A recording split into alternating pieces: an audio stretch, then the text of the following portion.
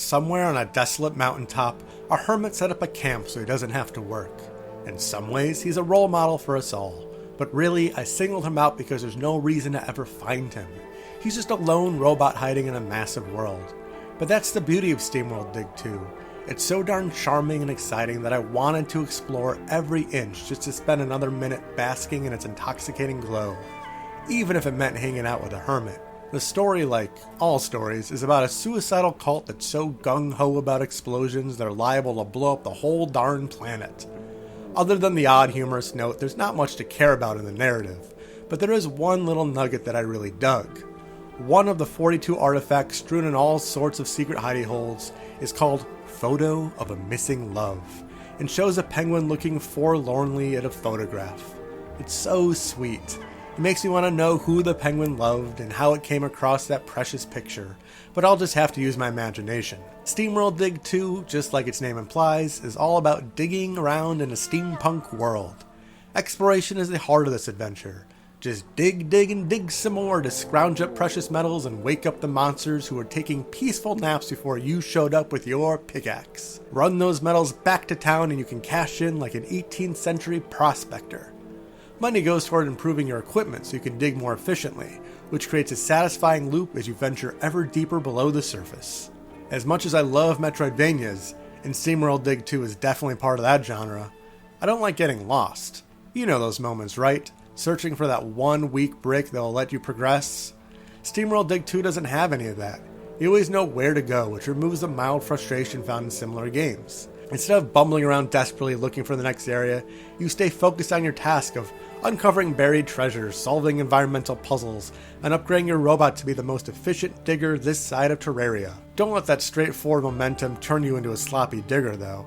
Sure, it's easy enough to remove dirt, but you can't put any of it back. So if you dig up the wrong pile, you won't be able to reach precious gold, or, if you're really careless, you might accidentally remove your escape route back to the surface. Thankfully, there are pneumatic tubes to whisk you back to town in a flash. Good thing too, because you're going to want to go back to town a lot. Your small backpack quickly becomes filled with minerals, so you have to sell them off or lose out on extra cash. I didn't mind bopping back up to the surface every 10 minutes or so. There's no load time and it's always fun to buy a new upgrade or two, but the frequent trips back to town can be a slight annoyance, especially if your backpack is overflowing right when you happen upon a fancy new locale. There's so much joy in SteamWorld Dig 2 that you won't stay sour for more than a second though. Caves pepper the underground landscape, and entering them shifts the game from an explorer's dream to a puzzler's delight. Caves are where cogs and artifacts are hidden, and it takes a bit of careful thought to figure out how to nab them all. I thought I was the smartest guy out there as I breezed through the first half of the game, but things get much trickier later on. There are switches, and arrow traps, and conveyor belts, and lava, and bioluminescent biomes, and well, there's a lot of variety. And that's not even talking about your equipment. Your trusty equipment is a big reason why SteamWorld Dig 2 is so enticing from beginning to end. You start with a humble pickaxe, but soon get bombs, a jackhammer, and my favorite of all, a hookshot. Smooth controls make running across the odd open plain and shitting up walls feel perfect. And the hookshot adds another wrinkle that makes you view the underground caverns in a new light. You can latch onto walls and ceilings to figure out where to go next, and you can even string together some fancy double and triple shots if the mood strikes you. There's nothing in SteamWorld Dig 2 that's bad, that's for sure, but the combat isn't nearly as fun as digging. Smashing a baddie with your pickaxe takes little in the way of dexterity or ingenuity, so it's not the most exciting task. But things do pick up later in the game as you need to use your hookshot to fend off the fiercest critters.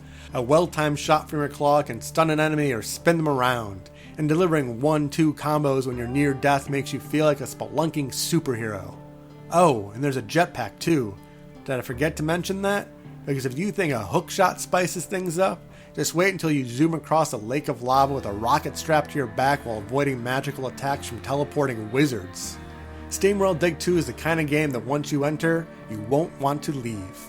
It took me about 9 hours to beat the end boss, but after the credits rolled, I picked up the controller once more to find the rest of the artifacts and finish upgrading my robot.